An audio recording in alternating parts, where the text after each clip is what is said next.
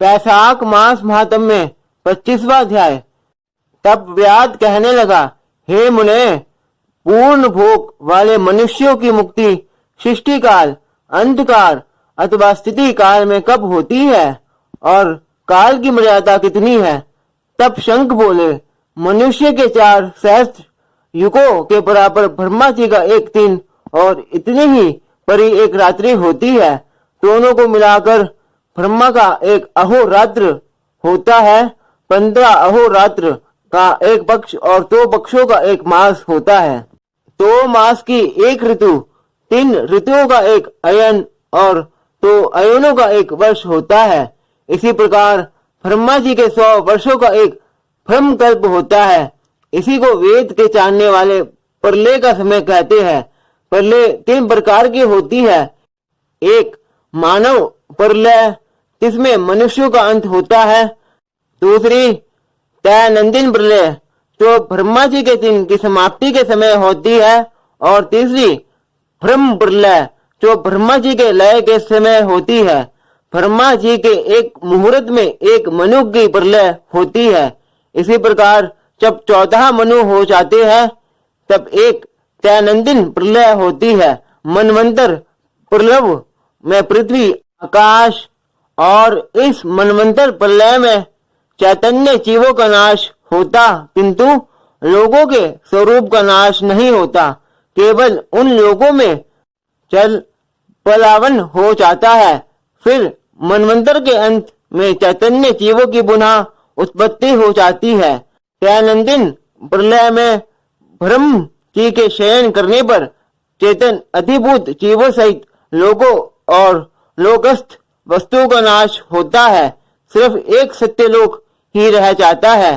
ब्रह्मा जी के शयन करने पर चैतन्य आदि भूतों सहित सबका नाश हो जाता है। कोई तत्वाभिमानी देवता और मुनि बचे रहते हैं तथा सत्य लोक का सेवन करने वाले भी रह जाते हैं, जो कल्पांत तक सोते रहते हैं। फिर रात्रि के समाप्त होने पर ब्रह्मा जी पुनः सृष्टि की रचना करते हैं, जिसमें ऋषि, देव, पितृ, लोक और वर्ण धर्मों सहित सबकी अलग अलग रचना होती है। भगवान विष्णु नियम पूर्वक 10 अवतार धारण करते हैं और अन्य देवता ऋषि कल्प के पश्चात ब्रह्मा जी के द्वारा फिर सो जाते हैं। जो ब्रह्मा जी के साथ ही मुक्ति पाने वाले हैं वह सब ब्रह्मलोक में ही रहते हैं, और जो सिद्धि प्राप्त राजा, साधु तथा सिद्ध ब्रह्मलोक के वासी है वह सत्यलोक में ही रहते हैं, यहाँ नहीं आते।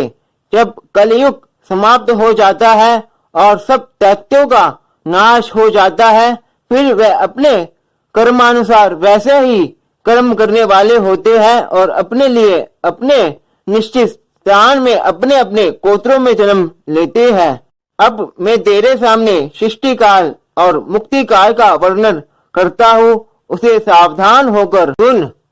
देवादिदेव भगवान का एक निमेष ब्रह्मा जी के एक कल्प के बराबर होता है। तदंतर श्री भगवान का उतना ही उन्मेष अर्थात पलक का खुलना भी होता है।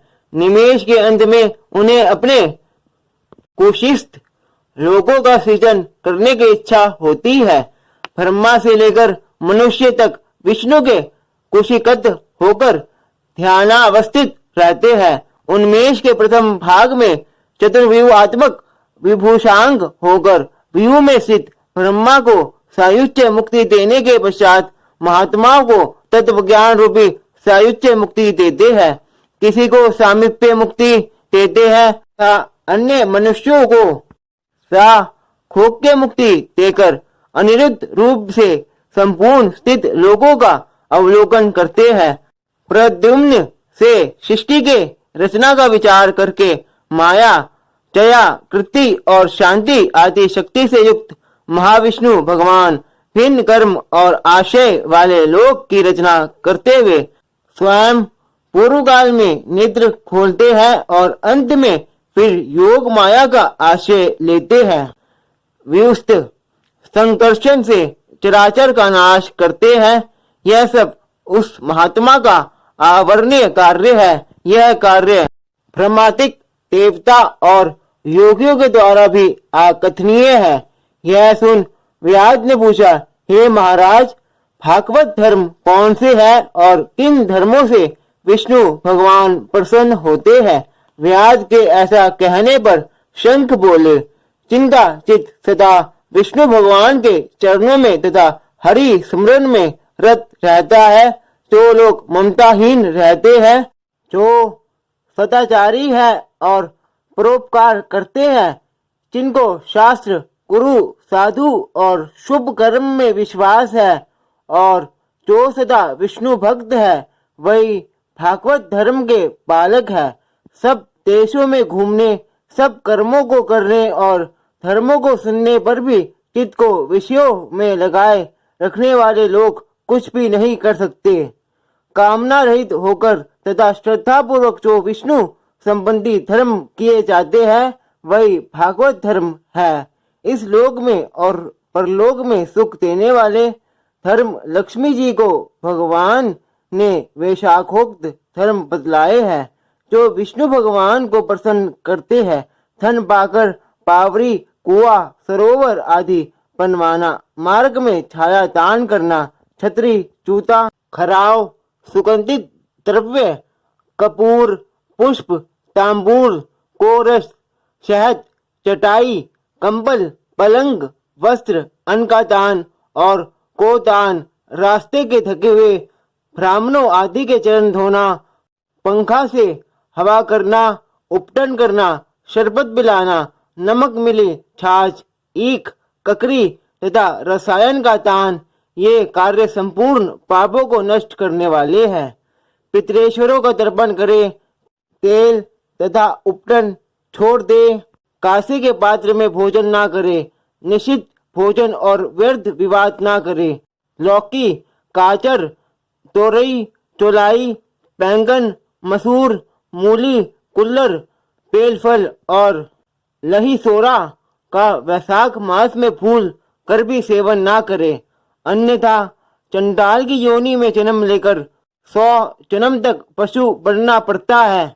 ऐसे मधुसूदन भगवान की प्रसन्नता के लिए प्रातःकाल स्नान, विष्णु भगवान की प्रतिमा बनवाना, उसे वस्त्र आभूषणों से सुसज्जित कर नित्य कर्म करके पूजन करे तथा वैशाख महात्म्य की कथा मन लगाकर सुने, फिर ब्राह्मण को भोजन कराए और वह प्रतिमा दक्षिणा सहित धर्मात्मा ब्राह्मण को अर्पण करे।